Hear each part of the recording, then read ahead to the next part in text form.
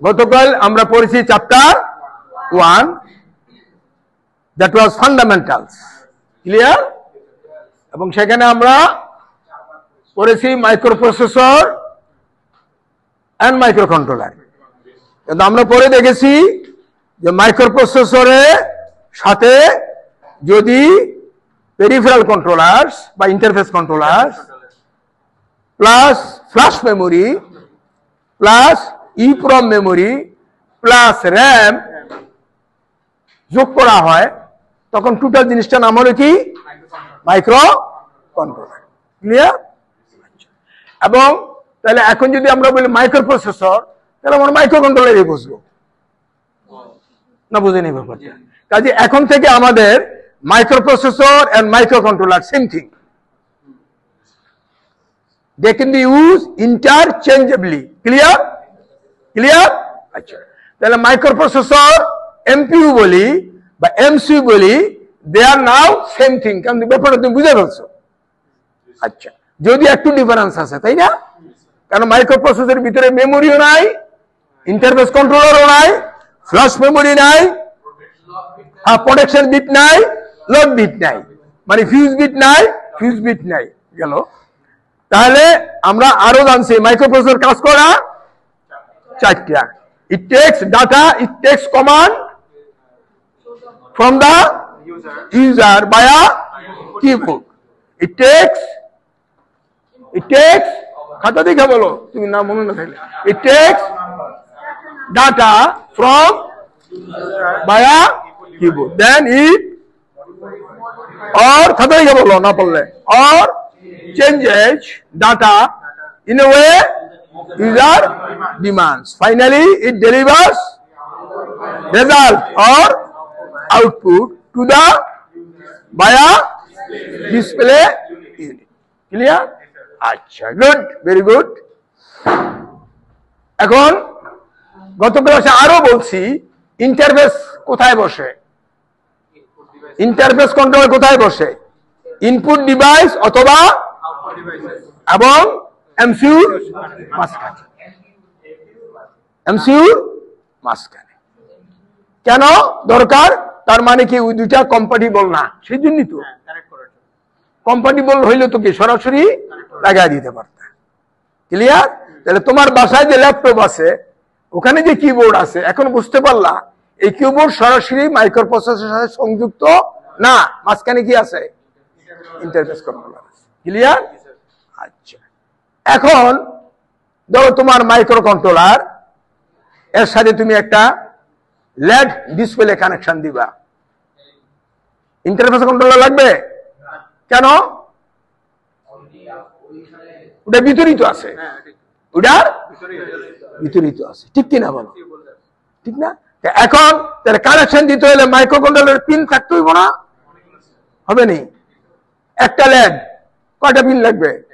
একটা, ক্লিয়ার? একটা লেড কয় বিট ডাটা নেবে? 1 বিট।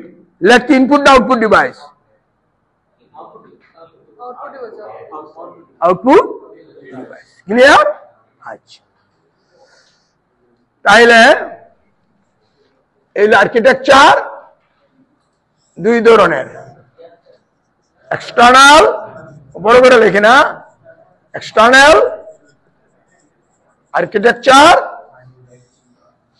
Internal architecture. এখান থেকে কিন্তু পরীক্ষা একটা প্রশ্ন পাইবা, আমি প্রতিদিন পড়াবো, প্রতিদিন প্রশ্ন উত্তর পাইবা। আমরা এখন যেটা করতেছি এটা ট্রায়াল, কাটব, এটা ট্রায়াল, প্লে করে দেখবা কোয়ালিটি কেমন হয়েছে, তখন ওই অলরেডি আলাপ করবা যে বেটার কোয়ালিটি করতে হলে আর কি কি ইনস্ট্রুমেন্ট কি কিভাবে কেমন করবো, না বুঝো নাই? হ্যাঁ, দরকার হইলে না বুঝো নাই বাবারা, দরকার হইলে আগে একদিন নিয়ে আইবা, নাস্তা ফাস্তা খাওয়া দিবা না, কিভাবে ক্যামেরা পুশ করলে, অথবা ব্যাগে মেগে করে যদি অগ নিয়ে আসা যায়, না ওদের ক্যামেরা ট্যামেরা আছে না, না ওদের ক্যামেরাটা করলে হবে, সেইটাও করতে পারো। কে ধরবো? বললা হ্যালো, ওগুলো ব্যাগে করে সাথে কি আচ্ছা বেরো এখন করে গেল বা না, ওটা অসুবিধা আছে। যদি আবার কেউ রিপোর্ট করে যে এটা ভালো, এটা তোমার ছাত্র তো চলে যাবে, না বুঝো নাই? এটা আমি করতে পারি, তারপরে কেউ রিপোর্ট করে যে এরকম বাইরের লোকানে রেকর্ড, তোমার কি ছাত্র তো কি তোমার এক্সপোজ করে দেবে, কাজে এটা করো না কেমন। আচ্ছা আমি বললাম, বলছি হয়তো বলার জন্য বলছি, কিন্তু কথা তো সবসময় পরিবর্তন করা যায়। আর্কিটেকচার কয় ধরনের? দুই ধরনের। এখন দেখো আমাদের হলো 1 মেগা 328 পি, এটা পি, হ্যাঁ এটা পি ইম্পর্টেন্ট। বাজারে নানান ধরনের মাইক্রো কন্ট্রোলার পাওয়া যায়, আমরা কোনটা পাবো? 328 পি। তোমার যদি বই থাকতো এখন বলতাম বই খুলতে, তোমরা বই সংগ্রহ করে নিও, তাইলে পড়াটা কি নিল? বাস্তব হয়ে গেল। যে open the book, C the picture.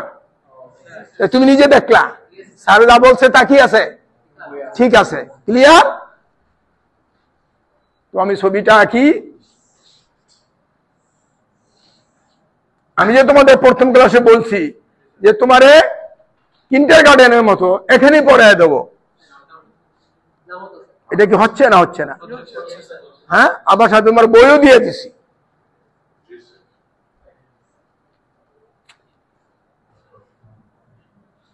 এটা হলো পিক্টোরিয়াল ভিউ। পিক্টোরিয়াল 28টা পিন আছে, 1 2 14 15 28।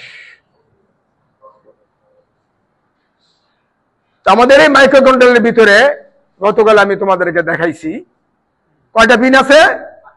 28টা পিন আছে। তাইলে পিনগুলোর ফাংশন কি? ফাংশন এটা আগে লিখি, এটা লিখি এই এক্সটার্নাল আর্কিটেকচার কি, এখানে লেখো।